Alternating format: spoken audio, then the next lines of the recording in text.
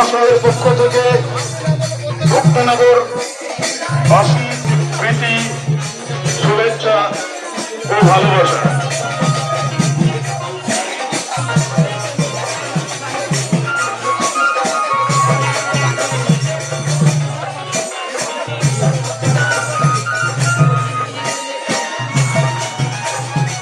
কোনদিন এক প্রকাশে